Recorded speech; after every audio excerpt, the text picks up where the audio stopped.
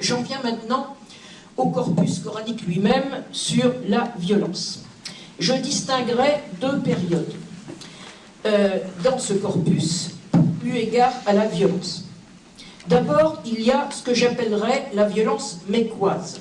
Ce que j'appelle la violence mécoise, c'est le thème de la violence quand il se situe dans des passages du Coran que je compile et que je peux, de manière hypothétique évidemment, ramener à la période mécoise. La différence entre la période mécoise et la période médinoise, c'est très simple.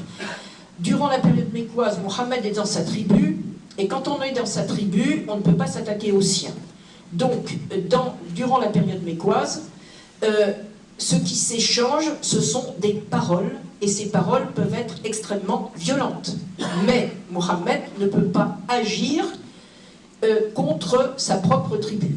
Au contraire, en période médinoise, Mohammed ayant été banni de sa tribu par son propre clan, dont il est exilé, il n'a plus de relation d'alliance et de solidarité avec son ancienne tribu, donc son action est libre, du moins dans les règles, c'est ce que je dirai après, selon les règles de son époque, les règles de la société tribale, et non pas des règles divines ou des règles coraniques. Bon, ça j'aurai l'occasion de le dire après.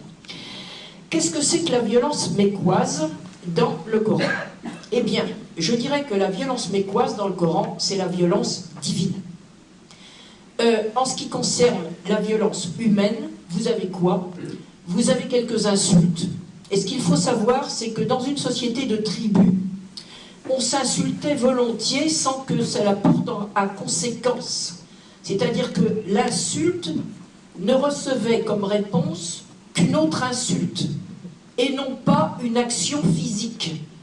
Pour qu'il y ait rétorsion physique, il fallait qu'il y ait atteinte physique. Et vous voyez tout de suite où je veux en venir, à savoir que la notion de blasphème n'existe pas dans une société de tribus.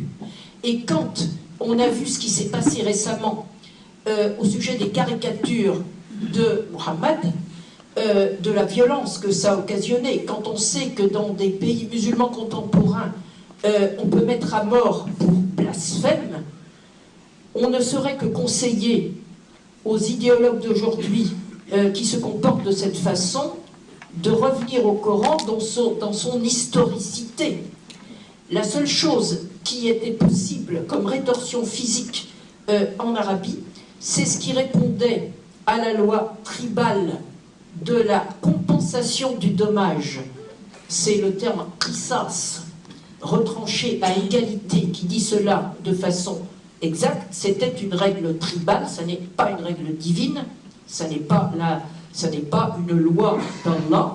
C'était dans cette société de tribus, quand un groupe tribal avait perdu un homme ou qu'il y avait une blessure dans la tribu, le groupe du coupable, pas le coupable, le groupe du coupable devait compenser, soit en perdant lui-même un homme, soit en blessant ou en payant le prix du sang. Donc, on voit tout de suite la différence énorme qu'il y a entre la société première et la manière dont la sacralisation progressive de la parole coranique et surtout la sacralisation de la figure du prophète va transformer les conduites et transformer en loi divine ce qui était seulement des lois tribales. Alors, j'en reviens à la violence divine dans le Coran mécois. La violence divine dans le Coran mécois, elle se décline sur deux registres. Le registre de la mémoire et le registre de la menace. Le registre de la mémoire, c'est le fait de rappeler que dans le passé, le Coran dit souvent « rappelez-vous, uskuru ». Dans le passé, il y a eu des peuples qui ont disparu ou des peuples qui ont été anéantis. Et là, il y a deux sources dans le Coran à cette mémoire. Il y a d'abord la source locale.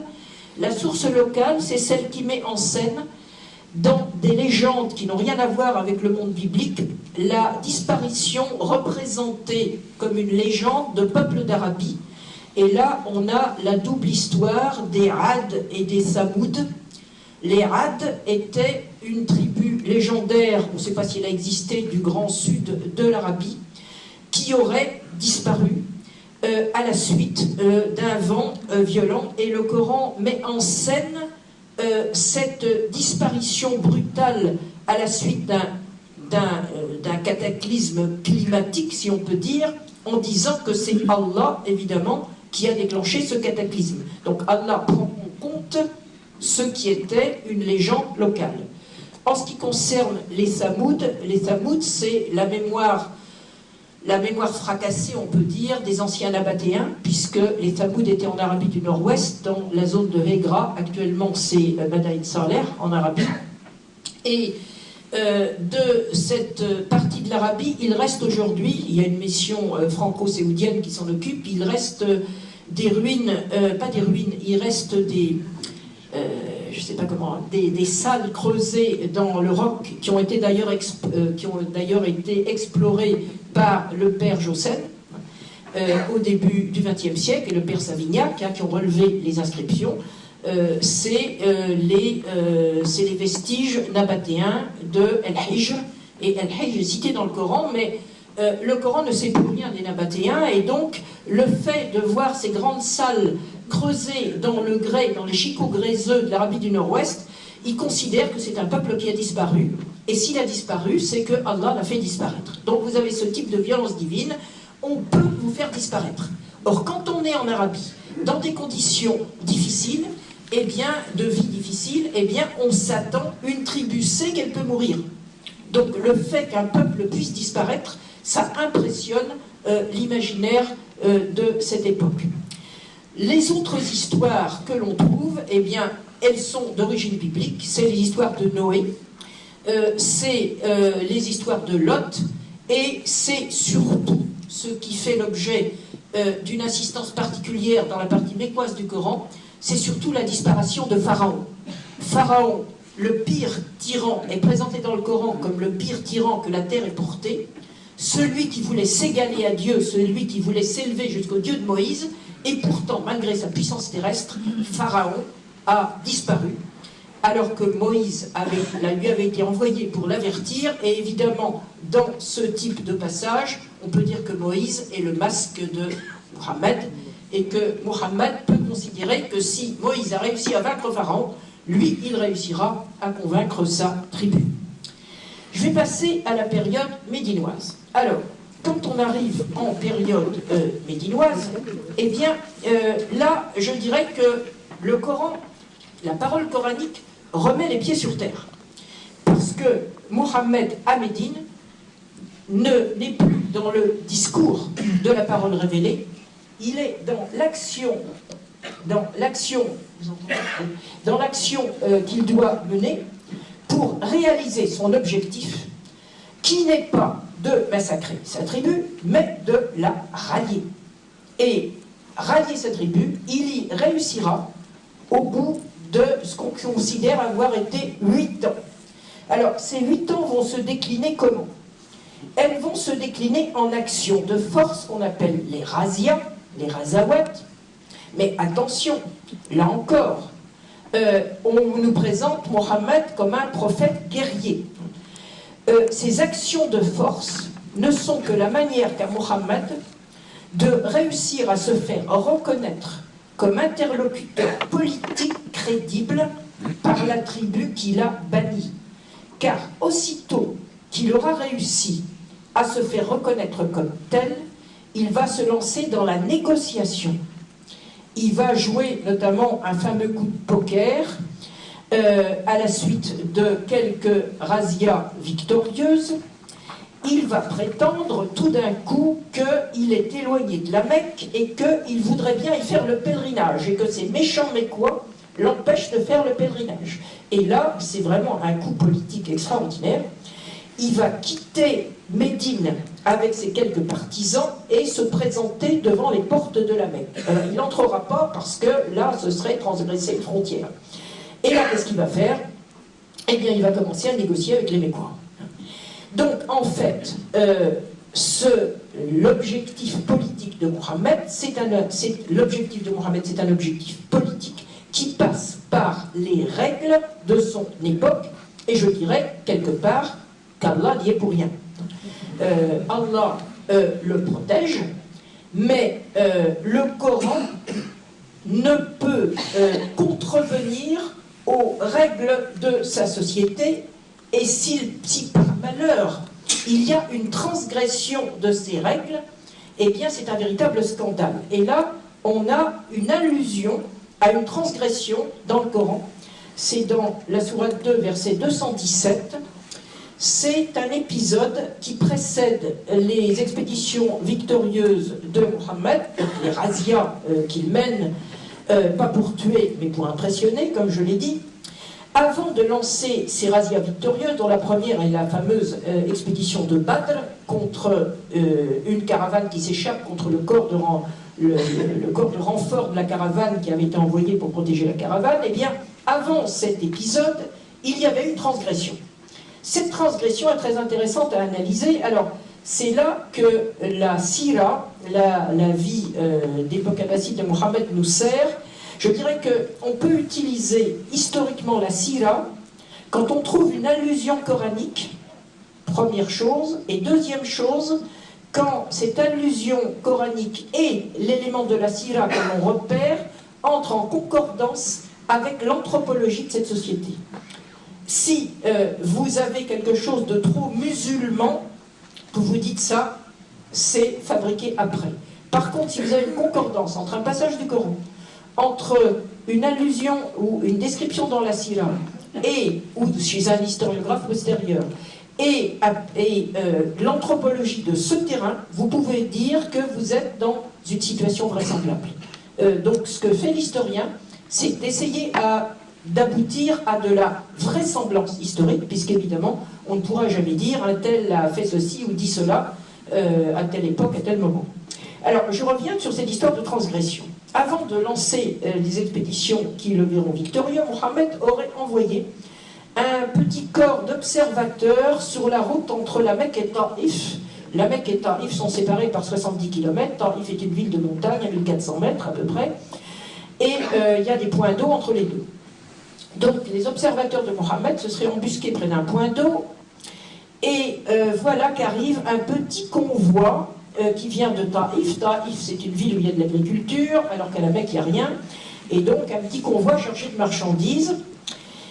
Et eh bien, devant l'attrait du butin escompté, au lieu de se tenir tranquille et de laisser passer le convoi en l'observant, les hommes de Mohammed attaquent le convoi. Bon, jusque-là, attaquer un non-allié, pourquoi pas, ça fait partie des possibilités tribales, sauf qu'il y avait un problème, c'est que le moment où ça se passe, c'était durant un mois sacré. Alors, il faut savoir, et ça, le Coran en parle, la transgression du mois sacré, Al-Shahr al-Haram, et le mois sacré en question, il est au singulier, c'était vraisemblablement, et la Sira le confirme, le mois sacré de Rajab, c'est-à-dire le mois qui, à l'époque, coïncidait avec le culte mécois proprement dit, qui était le culte de l'équinoxe de printemps. Il y avait un sacrifice à la Mecque même, on n'allait pas en dehors de la Mecque comme aujourd'hui, à Mina, on sacrifiait sur le site même de la Mecque, sur le rocher de Malouan. Et donc, on était encore dans ce mois sacré, donc on aurait été à l'équinoxe de printemps, et voilà que durant les mois sacrés, et ça c'est reconnu par le Coran, mais c'est une règle tribale, encore une fois, il est interdit d'attaquer qui que ce soit. Donc c'était là, les hommes de Mohammed s'étaient livrés à une transgression majeure, et ça cause un scandale épouvantable. Ça cause un scandale épouvantable, pourquoi? Parce que cela se sait. Parce que les hommes reviennent à Médine avec les chameaux qu'ils ont volés et les marchandises, sauf qu'ils avaient tué un des hommes du convoi, et malheureusement pour eux, il y en a un qui s'est échappé, et qui a raconté toute l'histoire. Donc là, prophète ou pas, Mohammed à Médine, ça fait pas longtemps qu'il arrive à Médine, alors ne croyez pas qu'il arrive à Médine comme un prophète accueilli à bras ouverts. Il arrive à Médine comme un réfugié. On le sait pourquoi, parce qu'en pleine période médinoise, vous avez un chef de clan médinois qui lui dit « espèce de moins que rien, on va te renvoyer chez toi ». Ça, c'est dans la sourate 63, verset 8. Et vous voyez, là encore, vous avez une insulte contre Mohammed. Pourquoi moins que rien? Parce qu'il n'appartient pas à la tribu, tout simplement. Il n'est pas il aurait une grand-mère médinoise, mais enfin ça ne suffit pas, c'était pas un homme en vue dans la tribu, appartenant par le sang à la tribu. Donc, vous voyez, là on a un exemple très très intéressant, où vous voyez que la transgression, alors comment fait le Coran face à cette transgression? Ben, le Coran il se débrouille comme il peut, il dit oui, évidemment, c'est pas bien de faire ça, mais alors le Coran tourne autour du pot, il est en fait très très embarrassé hein, par cette histoire. Alors, j'ai parlé de négociation, il y a d'autres éléments qui sont très intéressants concernant la violence à Médine, c'est ce qui concerne la mort au combat. Dans les razzias, notamment, si vous avez, alors c'était pas une razzia, c'était Médine qui avait été attaquée, vous avez un épisode qui se trouve dans la sourate 3 du Coran, versets 157-159. Il se trouve qu'après la première razzia réussie de Mohammed contre la caravane mécoise dont j'ai parlé tout à l'heure, après l'histoire de la transgression, les Mécois furieux viennent se poster devant Médine et Mohammed commet l'imprudence de sortir de Médine avec les jeunes gens de certains clans médinois. Or, il se trouve que lui-même va être blessé, que ça va tourner mal pour lui à ce moment-là, et que des jeunes gens, des clans médinois, vont être tués au cours de cette sortie. Et alors là, vous avez un passage du Coran absolument extraordinaire, où on se rend compte que c'est bien les règles tribales qui jouent, et non pas les promesses coraniques de paradis ou d'enfer, parce que les pères des jeunes gens qui ont été tués éclatent en violents reproches contre Mohammed. Et le Coran, là encore, se défend comme il peut, en disant « mais ils ne sont pas morts, ils vont aller au paradis ». Ah, tout à l'heure, j'ai oublié de parler d'eschatologie. Si j'ai le temps, j'y reviendrai. Ils vont aller au paradis, sauf que on est dans une société dans laquelle l'eschatologie, c'était une importation biblique. Donc, les hommes de tribu, est-ce que vous croyez que d'un instant à l'autre, les hommes de tribu qui ne croyaient pas, qui ne croyaient ni au paradis ni à l'enfer, qui n'avaient aucune vision de l'eschatologie, vont prendre au sérieux les menaces ou les promesses de l'eschatologie d'emprunt? Certainement pas. Et là, ce passage de la sourate 3, 157-159, nous prouve bien que les hommes de tribu réagissent tribalement. Le Coran reprend ses reproches et essaie d'y répondre. C'est la tactique coranique, c'est celle-là. Il reprend la parole adverse, c'est ça qui nous permet de travailler d'ailleurs, hein. Et il y répond. Il essaie d'y répondre de façon convaincante, évidemment.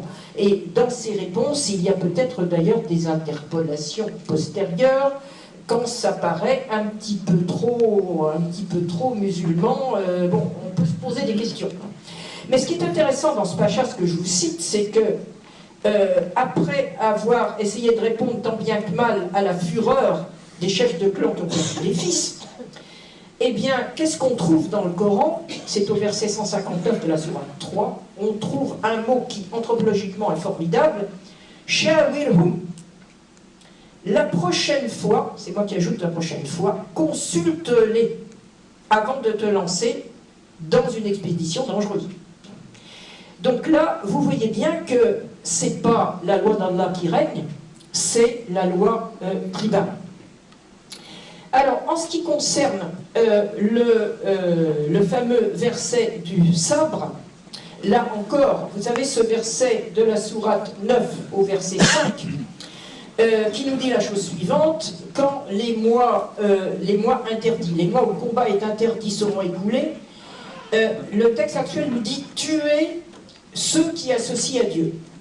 Ce tuer est très très étonnant, parce que ce serait la seule fois où vous auriez dans le Coran une injonction de tuer, alors que partout ailleurs vous avez combatté. Et très probablement c'est une leçon du texte qui n'est pas bonne, et il faut entendre combattre, d'autant plus qu'après avoir dit quand les mois sacrés seront écoulés, combattez ceux qui associent à Dieu, eh bien vous avez toutes sortes d'aménagements, un espèce de marchandage, où on dit, mais si vous êtes allié avec eux, eh bien, vous allez discuter. Donc, en fait, on a l'impression, ce verset daterait de la fin de la période médinoise, quand Mohammed a réussi à se réconcilier avec sa ville d'origine, la Mecque, et quand c'est les dernières tribus nomades qui n'avaient pas compris qui était le plus fort à l'époque, qui ne s'étaient pas encore ralliés. Et donc là, eh bien, on a l'impression d'une menace contre les Bédouins. Parce que les Bédouins, ils attendent de voir si une alliance est utile, sinon ils ne s'allient pas. Et puis si l'alliance n'est plus utile, ils se désallient très vite. Donc là, on a l'impression qu'on est face non pas à une injonction de tuer ceux qui ne sont pas musulmans, mais on est en contexte tribal, dans un acte de politique et de marchandage qui finira, un bédouin, si vous lui montrez que vous êtes le plus fort, eh bien qu'est-ce qu'il fait, le bédouin? Eh bien il se rallie à vous et il devient un frère, jusqu'au moment où il n'a plus intérêt à le devenir et puis il tourne kazakh. Bon, ça c'est la mentalité bédouine. Alors, ce que je peux dire, je ne sais pas, j'ai encore du temps. Bon, je suis un peu longtemps. Bon, donc, ce que je voudrais dire... Comment? Il faut finir à 45? Ah ben j'ai encore un petit peu de temps. Alors, vous avez un problème de violence dans le Coran que je ne peux pas esquiver. C'est ce qui s'est passé avec les Juifs de Médine. Alors, ce qui s'est passé avec les Juifs de Médine, c'est une autre histoire parce que quand Mohammed était à la Mecque, je vous ai dit que le Coran est plein d'emprunts bibliques. Ces emprunts bibliques sont attribués à des figures du passé, Moïse, Abraham, Noé, Salomon, David, et Élie, etc. Mais ils sont attribués également à des contemporains que le Coran nomme les fils d'Israël. Les fils d'Israël, dans le Coran de période mécoise, c'est quoi? C'est le peuple de Moïse. Donc, les fils d'Israël contemporains seraient les descendants du peuple de Moïse.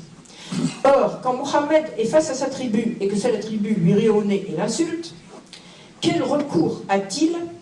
Le recours qu'il a, c'est ce recours à ces figures étrangères qui ont été protégées par le Dieu créateur, qui est le sien aussi, et qui ont réussi à l'emporter. Donc, les fils d'Israël, vus du Coran de période mécoise, sont un recours pour Mohammed. Et vous avez d'ailleurs un passage de la sourate 10, je crois que c'est le verset 94, où on dit « Si tu es dans le doute de ce que nous faisons descendre sur toi, questionne ceux qui ont reçu l'écrit révélé avant toi. » Et l'écrit révélé avant toi, c'est les fils d'Israël. Et vous avez même un passage sur les sachants des fils d'Israël, Ulama Bani Israël, également dans le Coran mécois, qui sont un recours. Donc quand Mohammed arrive à Médine, il se trouve face à des tribus juives qui sont installées dans la grande oasis depuis fort longtemps, sans doute même avant les tribus arabes, et qui sont pour la plupart des tribus d'agriculteurs.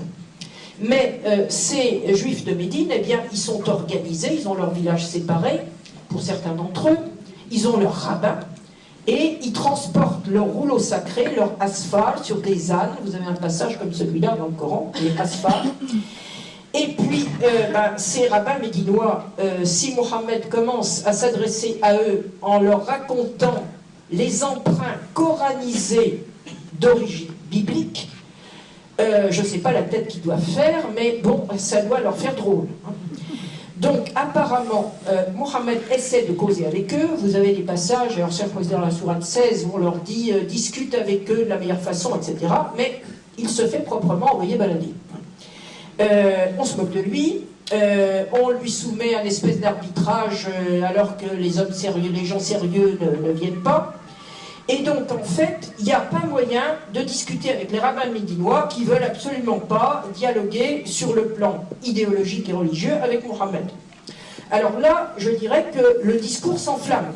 Et vous avez ces passages extrêmement violents du Coran où les juifs médinois sont traités, sont menacés d'être transformés en porc ou en singe. Hein. Vous avez plusieurs passages comme ça. Vous avez 2,65, 5,60, 766.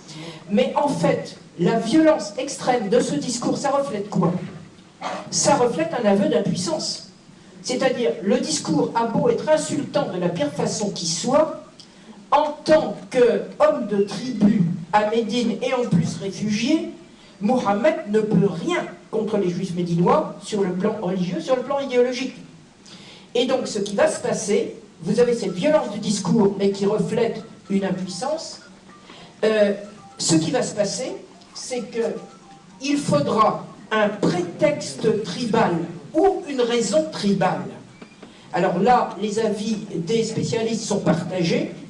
Les juifs médinois vont pouvoir être soit expulsés pour une raison politique, soit mis à mort pour les hommes et vendus comme esclaves pour les femmes et les enfants, pour une raison de trahison tribale, avérée ou prétextée. Ça, on ne le saura jamais. En effet, au moment de ce qu'on appelle l'épisode du siège de Médine, la dernière tribu qui restait à Médine est celle et qui était la plus puissante, celle où Mohammed apparemment n'aurait jamais mis les pieds, hein, parce qu'ils avaient un village séparé assez loin de l'oasis. Eh bien, les hommes de cette tribu vont être accusés d'avoir pactisé avec les assaillants. Et là, ça n'est pas la loi d'Allah qui s'applique, c'est la loi tribale. Et la loi tribale, dans ce cas-là, c'est effectivement l'exécution des hommes accusés de trahison.